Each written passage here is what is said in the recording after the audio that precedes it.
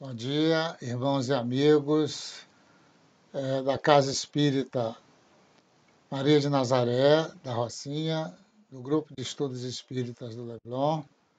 Hoje estamos aqui reunidos novamente de forma virtual para a realização das palestras da Casa. E, neste momento, elevamos o nosso pensamento ao Cristo de Deus para que nos abençoe, nos proteja, nos traga sempre o entendimento dessa doutrina consoladora e que em qualquer momento que nós estivermos vendo ou revendo esta palestra, possamos fazer contato com os benfeitores de nossa casa. O tema de hoje é um tema bastante conversado, falado, estudado na doutrina espírita, sendo que o Dr. Bezerra de Menezes, através da mediunidade da querida Ivone do Amaral Pereira, escreveu o livro Dramas da Obsessão, que é um livro recomendado a todos os espíritas para entenderem, primeiro, o que é o processo obsessivo e, segundo, o papel da casa espírita nessas ocorrências que o próprio Dr. Bezerra e outros benfeitores espirituais qualificam na condição de uma pandemia que assola a toda a humanidade. Isso poderia, a princípio, parecer ser uma coisa nova, surgido com a doutrina, né, onde nós vamos, na verdade, saber que desde os tempos do Cristo, essas ocorrências estão presentes entre nós, afetando o equilíbrio físico e emocional das criaturas, levando muita dor e muito sofrimento a eles e aos seus familiares, e que o Espiritismo veio apenas trazer o entendimento dessas conexões e nos dar condições de curarmos, de tratarmos essas doenças. O Espírito Benfeitor Emmanuel, numa lição do livro Seara dos Médios, ele nos traz uma lição que ele deu o título de Obsessão e Jesus, nos demonstrando como isso ocorria ao tempo do Cristo, onde ele diz o seguinte: cristãos eminentes em variadas escolas do Evangelho asseveram na atualidade que o problema da obsessão teria nascido no culto da mediunidade à luz da doutrina espírita, quando a doutrina espírita é o recurso para a supressão do flagelo. Malham médiuns, fazem sarcasmos, condenam a psicoterapia em favor dos desencarnados sofredores e, por vezes, atinge o disparate de afirmar que a prática mediúnica estabelece a loucura. Esquece-se, no entanto, de que a vinda de Jesus na Terra foi uma batalha constante e silenciosa contra as obsessões, obsediados e obsessores. A vida de Jesus, então, na Terra, foi uma batalha constante e silenciosa contra obsessões, obsediados e obsessores. O combate começa no alvorecer do apostolado divino. Depois do resplandecente consagração na manjedoura, o mestre encontra o primeiro grande obsediado na pessoa de Herodes, que decreta a matança de pequeninos com o objetivo de aniquilá-lo. Mais tarde, João Batista, o companheiro de eleição que vem ao mundo secundar-lhe a obra sublime, sucumbe degolado em plena conspiração de agentes da sombra. Obsessores cruéis não vacilam em procurá-lo nos corações do deserto, verificando-lhe os valores do sentimento. A cada passo, surpreende espíritos infelizes, senhoreando os médios desnorteados. O testemunho dos apóstolos é sobejamente inequívoco. Relata Mateus que os obsediados gerasenos chegam a ser ferozes. Refere-se Marcos ao obsediado de Cafarnaum, de quem desventurado obsessor se retira, clamando contra o Senhor em grandes vozes. Narra Lucas o episódio de que Jesus realiza a cura de um jovem lunático, do qual se afasta o perseguidor invisível, logo após arrojar o doente ao chão com convulsões epileptoides. E reporta-se João, a israelita positivamente obsediado, que apedrejam o Cristo, sem motivo, na chamada festa da dedicação. Entre os que lhe comungam a estrada surgem obsessões e psicoses diversas. Maria de Magdala, que se faria mensageira da ressurreição, fora vítima de entidades perversas. Pedro sofria de obsessões periódicas. Judas era enceguecido em obsessão fulminante. Caifás mostrava-se paranoico. Pilatos tinha crises de medo. No dia da crucificação, vemos o Senhor rodeado por obsessores de todos os tipos, a ponto de ser considerado pela multidão inferior a Barrabás, malfeitor e obsesso vulgar. E por último, como que quisesse deliberadamente legar-nos a preciosa lição de caridade para com os alienados mentais, declarados ou não, que enxameiam no mundo, o divino amigo prefere partir da terra na intimidade dos ladrões, que na ciência de hoje classificaria por cleptomaníacos pertinazes. À vista disso, ante os esclarecedores de todos os tempos, eduquemos a mediunidade na doutrina espírita, porque só a doutrina espírita é luz bastante forte em nome do Senhor para clarear a razão quando a mente se transvia desgovernada sob o fascínio das trevas.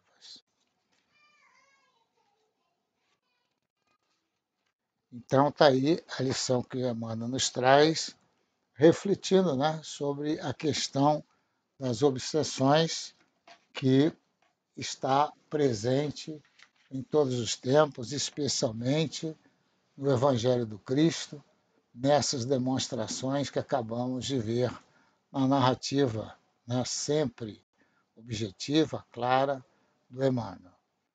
E Kardec, o nosso codificador, tratou do assunto em todas as obras da codificação, inclusive na Revista Espírita, de forma bem clara, bem lúcida, onde nós vamos ter oportunidade, quem tiver a oportunidade de ver, ele vai lá no Livro dos Espíritos, ele vai a chave do entendimento do processo obsessivo, quando ele nos traz, no capítulo das relações do mundo invisível com o mundo corporal, ele nos traz aqui a influência oculta dos espíritos nos nossos pensamentos e atos, está na questão 459 a 472.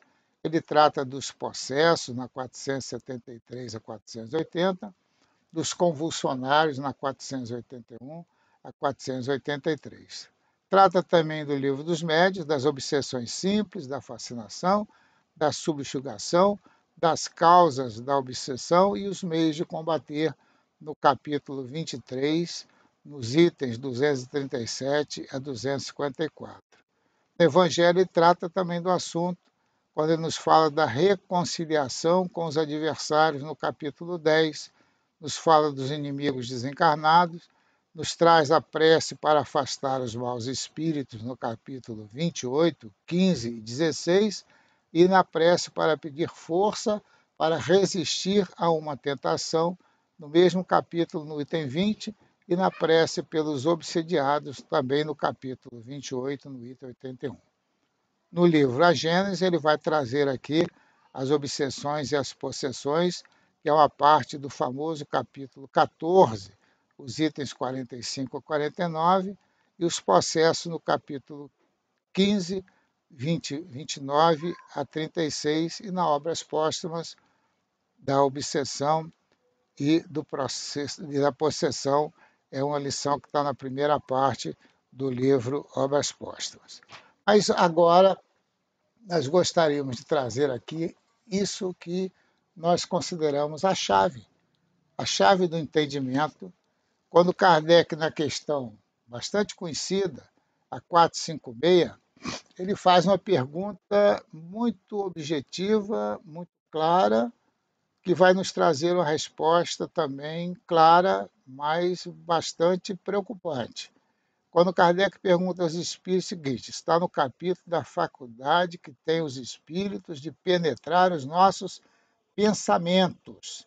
E Kardec pergunta, se os espíritos veem tudo o que fazemos, sabemos que estamos cercados, conforme nos lembra Paulo, por uma multidão de testemunhas. Ou seja, onde nós vamos, onde nós estamos, nós temos a presença dos espíritos que nos acompanham e que convivem conosco no ambiente doméstico, na rua, no shopping, que agora reabriu, nas casas espíritas onde nós estamos, ou seja, por onde nós passamos, nós temos a presença dos espíritos. E a pergunta que Kardec faz aos espíritos, bem objetiva, se nessas condições de estarem sempre ao nosso lado, convivendo nos mesmos espaços em que nós estamos convivendo, se os espíritos podem ver, né, tudo o que nós fazemos. E a resposta é, podem ver, pois que constantemente vos rodeiam. Cada um, porém, ou seja, cada espírito, porém, só vê aquilo a que dá atenção. Não se ocupam com as coisas que lhes são indiferentes. E na questão seguinte, pergunta Kardec: podem os espíritos conhecer os nossos mais secretos pensamentos? Aquilo que está escondidinho lá dentro de nós? Muitas vezes, dizem os espíritos, chegam a conhecer o que desejarias ocultar de vós mesmo. Nem atos, nem pensamentos lhes podem dissimular. Os espíritos conseguem ver, se eles se interessam por isso, até aqueles pensamentos mais ocultos que nós trazemos dentro de nós e que, por vezes, de tão infelizes que esses pensamentos são, nós gostaríamos de escondê-los de nós mesmos, mas os espíritos conseguem ver. E aí ele põe uma letra A, Kardec, para reforçar o entendimento dessa questão. Assim, mais fácil nos seria ocultar de uma pessoa viva qualquer coisa do que a de esconder dessa mesma pessoa depois de morta. Quando no plano dos encarnados, às vezes nós trazemos uma tristeza dentro de nós e quando chegamos na presença de algum amigo, de algum conhecido, de algum familiar, nós botamos uma máscara de alegria e damos uma escondida naquilo que trazemos lá no recôndito de nossa alma, né? Então, diante da resposta dos espíritos, pergunta, então, dessa maneira, né, por essas questões da convivência social, da possibilidade que nós temos de dissimular aquilo que nós estamos sentindo, se seria mais fácil ocultar de uma pessoa viva, né, aquilo que nós estamos sentindo do que esconder dessa pessoa quando ela já está desencarnada? E os espíritos respondem, certamente. Quando vos julgais muito ocultos, é comum terdes ao vosso lado uma multidão de espíritos que vos observam. Achamos que estamos sozinhos, achamos que estamos escondidos, achamos que não tem ninguém nos vendo, mas tem espírito nos observando constantemente. E depois, continuando Kardec, ele vai falar aqui essa questão, é talvez uma das questões mais conhecidas dentro da doutrina espírita, embora das mais conhecidas, que alguns de nós até recitamos, principalmente a resposta de cor, não prestamos a devida atenção a ela, para que na influência oculta dos espíritos em nossos pensamentos e atos. E Kardec faz a clássica pergunta 459, influem os espíritos em nossos pensamentos e em nossos atos? Ou seja, no que pensamos, no que fazemos, os espíritos influem? E a resposta é preocupante, realmente preocupante, muito mais do que imaginais. Influi a tal ponto que, de ordinário, são eles que vos dirigem. Ou seja, nós temos a influência permanente e constante dos espíritos junto de nós, que nos colocam sempre em xeque-mate. Né? E aí, diz ainda Kardec na questão seguinte, que a par com os pensamentos que nos são próprios, outros haverá que nos sejam sugeridos. Nós temos um pensamento que é nosso. E aí os espíritos respondem, vossa alma é um espírito que pensa. Não ignorais que frequentemente muitos pensamentos vos acodem a um tempo sobre o mesmo assunto, e não raro contrários um dos outros. Pois bem, no conjunto deles estão sempre de mistura os vossos pensamentos e os nossos dos espíritos. Daí a incerteza em que vos vede, é que tendes em vós duas ideias a se combaterem. E aí ele pergunta se haveria uma maneira de distinguir os pensamentos que nos são próprios e dos outros que nos são sugeridos. E os espíritos respondem, quando um pensamento vos é sugerido, tende a impressão de que alguém vos fala, como se uma voz nos falasse. Geralmente, os pensamentos próprios são os que acodem em primeiro lugar. Afinal, não vos é grande o interesse estabelecer essa distinção. Muitas vezes é útil que a gente não saiba se o pensamento é nosso ou o pensamento é dos espíritos. E aí nós vamos para a recomendação do Cristo, quando ele nos diz que nós deveríamos orar e vigiar. Eu já falei algumas vezes, eu era muito menino, lá no Espírito Santo, nascido no lar espírita, graças a Deus, e tive um preceptor muito querido, Sr. Sebastião Moraes, e que ele dizia ainda, eu muito jovem, ele conversando comigo, ele dizia que quando leu o Livro dos Espíritos, se deparou nessas condições, e depois quando leu o Evangelho e viu lá as interpretações dessa passagem do Cristo, do orai e vigiai, ele se auto-perguntava assim, vigiar o que, Sebastião Moraes? Aí depois ele chegou à conclusão, vigiai o pensamento. Por quê? Se nós não vigiamos o nosso pensamento, se nós soltamos no éter universal qualquer tipo de pensamento, aqueles espíritos que nos circundam, que estão convivendo junto conosco, eles nos trazem pensamentos, às vezes, que vai somar as maldades que nós temos dentro do coração e vai nos levar a um desequilíbrio e o início de um processo da obsessão simples que Kardec classifica lá no Livro dos Médiuns.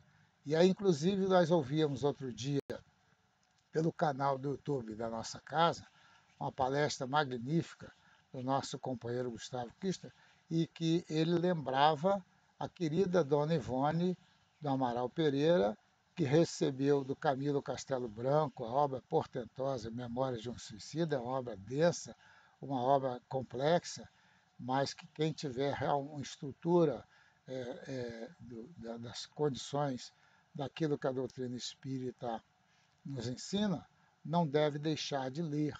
E é um caso interessante que essa obra foi recebida pela Ivone, ainda bastante jovem, e mesmo antes de André Luiz falar de nosso lar, do mundo espiritual, com essa clareza que ele nos traz, e ela trouxe o drama do Camilo Castelo Branco, que, diante das dificuldades da vida, não suportando a cegueira, a pobreza, ele comete o suicídio dando um tiro no ouvido. E a narrativa inicial de quando ele sai de casa e ele se reconhece que havia tentado contra a vida, mas continuava vivo, então ele sai correndo pelas ruas de Lisboa. Quando ele dobra uma esquina da rua, um grupo de espíritos obsessores vem e se apoderam, ou seja, se encaminham para ele, levando para o suplício do Vale dos Suicidas. É a narrativa do livro, que é muito, muito densa, muito forte, e inclusive nós vemos lá a participação de Maria de Nazaré no acolhimento da alma dos suicidas. A própria Ivone, nessa última encarnação, vinha de 2 encarnações como suicida então pegou, pelo uso do seu livre-arbítrio, essa tarefa de poder conversar com os espíritos. E ela então escreve Memória dos Suicidas, e esse livro foi apresentado lá na Federação Espírita Brasileira, e o diretor da época, que estava envolvido com as publicações do Chico Xavier, que estava sendo muito requisitada do ponto de vista editorial, a princípio não se interessou.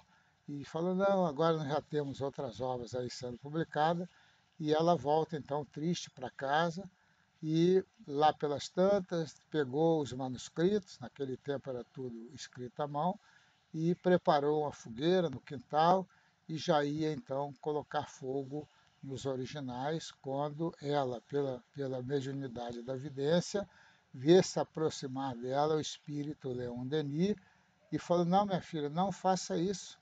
Aí tem conteúdos importantíssimos que tem que ser divulgado. Deixa isso guardado e depois então eu vou rever toda essa obra, e aí deu o conteúdo doutrinário dessa obra monumental. Isso porque a Ivone percebe esse espírito luminar da nossa doutrina, o Leon Denis. Será porque ela tinha o dom da evidência? Não, por isso não, porque vários têm o dom da evidência e também não veem. É porque ela, desde muito cedo, os seus pais espíritas também, ela se consagra à leitura das boas obras, das boas práticas mediúnicas, e ela, pela conexão que Kardec estabelece ali nas questões que ele faz da influência dos espíritos, ela se conectou com esse espírito luminar, que na hora em que ela necessita, vem até ela. E agora vamos ver aqui o que Kardec coloca lá, coloca lá no livro Obras Póstumas, acerca da obsessão e da possessão, no item 56. Então, Kardec escreve o seguinte: a obsessão, ele vai definir o que é o processo obsessivo. A obsessão consiste no domínio que os maus espíritos assumem sobre certas pessoas com o objetivo de as escravizar e submeter à vontade deles pelo prazer que experimentam em fazer o mal. Quando um espírito bom, aí ele vai explicar o processo. Quando um espírito bom ou mau quer atuar sobre um indivíduo, envolve-o, como assim dizer, no seu perispírito, como se for um manto, interpenetrando-lhe os fluidos, os pensamentos, e as vontades dos dois se confundem, e o espírito então se serve do corpo do indivíduo como se fosse seu, fazendo agir à sua vontade, falar, escrever, desenhar, quais os médiuns. Se o espírito é bom, sua atuação é suave, benfazeja, não impele o indivíduo, senão a prática dos atos bons. Se é mau, força-o a ações más. Se é perverso e malfazejo, aperta-o como numa teia, paralisa-lhe até a vontade, e mesmo o juízo, que ele abafa com o seu fluido, como se abafa o fogo sob o comando da água. Falo, pensar, falar, agir em seu lugar, impele-o a seu malgrado, e a atos extravagantes e ridículos. Magnetizam, em suma, lança-o num estado de catalepsia moral, e o indivíduo se torna um instrumento da vontade dele. Da origem da obsessão, da fascinação e da subjugação, que produzem em graus muito diversos de integridade. A subjugação, quando no paradoxo, é o que vulgarmente dá o nome de possessão. E depois, então, ele vai explicar como essa influência é feita por intermédio de um bom espírito, né? Porque quando nós sentimos a aproximação de um espírito ruim, de um espírito perverso, de um espírito em desequilíbrio, a não ser quando estamos no trabalho mediúnico, que aí estamos sob a proteção dos mentores espirituais de nossa casa para a realização de uma tarefa de socorro espiritual aos necessitados. É o que Emmanuel coloca na lição inicial, né? Mas nós sentimos essa aproximação e sentimos um certo desconforto.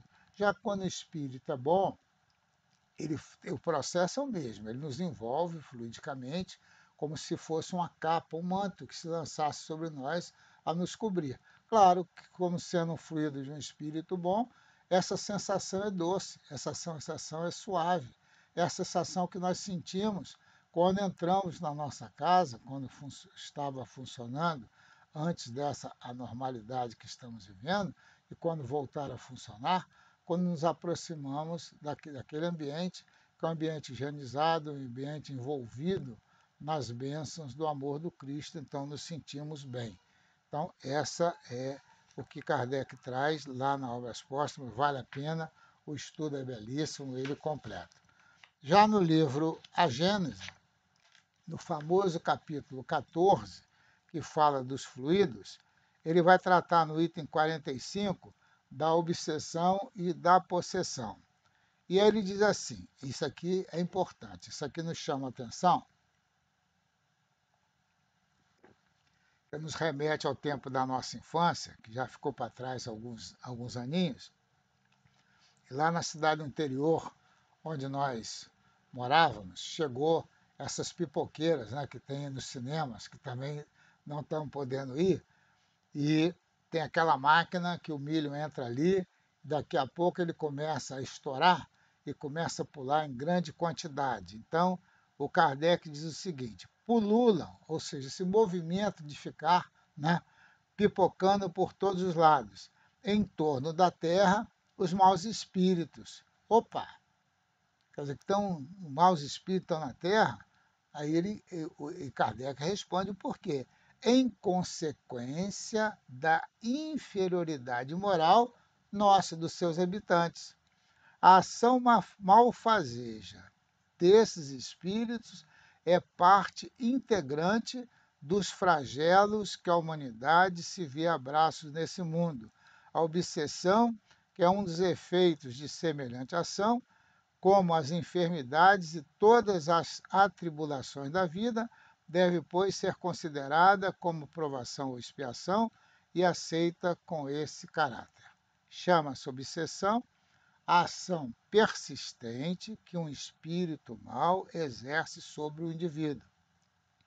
Apresenta caracteres muito diferentes que vão desde a simples influência moral, quando nós acabamos fazendo aquilo que não estava na nossa intenção, mas por invigilância, nós vamos lá, nos deixamos levar pela influência de um espírito desequilibrado que quer desarmonizar e acabamos falando ou fazendo aquilo que nós não queremos, magoando um ente querido, que depois nós iríamos nos arrepender disso. Porque nós temos essa influência moral sem perceptíveis sinais exteriores. Então, quando essa primeira influência dá, é obsessão simples, nós nem sequer percebemos a presença dos espíritos inferiores. Eles agem a sorrelfa, né, como se diz, esse termo pouco usado, né, ou seja, às escondidas, e vão agindo na nossa mente, no nosso interesse. E aí continua Kardec, sendo sem perceptíveis sinais exteriores, até a perturbação completa do organismo e das faculdades mentais. Ela oblitera todas as faculdades mediúnicas. Na mediunidade audiente psicográfica, traduz-se pela obstinação de um espírito em querer manifestar-se com a exclusão de todos os outros. Então, essa influência é sutil, essas influências se faz junto de nós e nós devemos estar atentos para essa questão. No livro Nos Domínios da Mediunidade, o André Luiz nos traz dois casos interessantes. Eles saíam lá das reuniões, eles estavam estudando o processo mediúnico, visto do mundo espiritual para o mundo físico, E então eles têm um momento de folga, então ele sai, ele e o companheiro dele, com o instrutor, pelas ruas da cidade, né, para verificar. E aí eles vão até um bar e nesse bar verificam lá um aglomerado de encarnados, desencarnados, aquele burburinho, e antigamente os bares tinham aquela parte reservada para onde iam os clientes VIPs. E lá então está um jornalista muito conceituado da época, escrevendo seu artigo para o jornal e com um cálice de conhaque junto dele, fumando seu charuto e escrevendo uma matéria que visava denegrir uma moça encarnada que o obsessor dela estava querendo levá-la ao processo do suicídio e o jornalista então aumentava ali no artigo que ele ia publicar inverdades acerca daquela moça para desestabilizá-la. Então eles ficam até um pouco chocados, né, com aquela situação do que eles veem e perguntam como isso é possível, tal. Então eles têm a explicação do mentor e aí saem ao mesmo tempo para a rua e passa uma ambulância com o médico sentado na ambulância, a sirene ligada na estação de socorro e eles veem sentado do médico na ambulância um espírito também com as indumentárias de médico, e aí então o benfeitor explica que aquele médico, por estar antenado no serviço do bem, do socorro, ele estava ali acompanhado de um bom espírito. Então, para nós é importante a questão de como nós vamos nos ligar, né, aos bons espíritos através das nossas atitudes, né, da atitude que nós nos antenamos com um lado ou outro do mundo espiritual. E, para terminar, nós gostaríamos de trazer aqui um conto do Humberto de Campos, em que ele coloca aqui no livro Cartas e Crônicas, um conto que é o número 8, que ele dá o título de Obsessão Pacífica. E ele conta a história do custódio Saquarema, que havia desencarnado, ele já estava, Humberto de Campos, no mundo espiritual, e o custódio Saquarema chega no mundo espiritual e, vindo de uma família espírita, ele ficou contente, não rever um amigo que ele não via há muito tempo, falou, agora ele vai me contar qual é a experiência de um espírita desencarnar, né? Onde ele tem todas essas informações que nós temos e começou, e aí, conta, como é que foi? Como é que está aí a sua entrada agora no mundo espiritual? Aí o Saquarema disse para ele assim, eu estou chegando aqui, infelizmente, na situação daquele que ganhou, mas não levou. E aí ele narra toda a saga dele, que nasceu no lar espírita, com todo o conforto, com todo o carinho, e durante o pai e a mãe sempre atenciosos, levando para a evangelização, ensinando tudo, e ele, quando jovem, entra naquela, para dizer a palavra dos jovens, na vibe, de que agora a juventude é aproveitar, quando me tornar mais maduro, vou me dedicar, depois ele se casa, se forma, e aí não, agora é cuidar da família, tem que ganhar dinheiro, e então ele acumula uma grande fortuna, aí chega a velhice, e na velhice, bom, agora é hora de cuidar. Aí os obsessores que ele trazia de outras épocas, falaram, que é isso? Já velho, quem é que vai acreditar em você? Vai achar que você está delirando, os próprios filhos vão querer te interditar. E aí ele foi se anulando e desencarna na condição de quem, conforme ele próprio diz aqui, ganhou, mas não levou. Ganhou a reencarnação, ganhou o sentido da vida, mas pelos interesses do mundo material acabou não aproveitando de tudo que tem. E terminando, nós gostaríamos de relembrar aqui, né, que nesses tempos de pandemia, com quem nós estamos conectados? E quando voltar aquilo que se chama do novo normal, com quem vamos estar conectados? A tia Vera querida nos legou uma mensagem nos dizendo do azáfana, né, que os mentores espirituais, os espíritos benfeitores, os espíritos trabalhadores, convocados por Maria de Nazaré, a nossa mãe, estão aí nesse trabalho incessante E claro que no mundo material também aqueles que estão interessados no bem estão nos trabalhos estafantes de palestras, de estudos, de orações, de prece, de esclarecimento e tudo mais nesse trabalho. E quando voltar? Voltar ao chamado normal, o novo normal. Máscara para quase todo mundo, restrições de várias ordens, com quem nós vamos nos conectar pelo pensamento, a quem nós vamos nos ligar, a quem nós vamos emprestar o nosso pensamento, o nosso sentimento, as nossas atitudes. Pensemos nisso. Demos um pouco de atenção àquilo que a tia Vera recomenda e busquemos o trabalho no bem, sob inspiração de Jesus, de Maria de Nazaré, no acolhimento, primeiro a nós próprios, para manter o nosso equilíbrio físico e emocional. E depois, então, sairmos a campo na ajuda, no amparo e na proteção dos nossos irmãos da humanidade. Que Jesus abençoe a todos nós e a toda a humanidade terrestre, nesses momentos de dor e sofrimento, que tenhamos sempre um pensamento de piedade para aqueles que erram, um pensamento de carinho para aqueles que sofrem. Que Deus nos abençoe e muito obrigado, meus irmãos.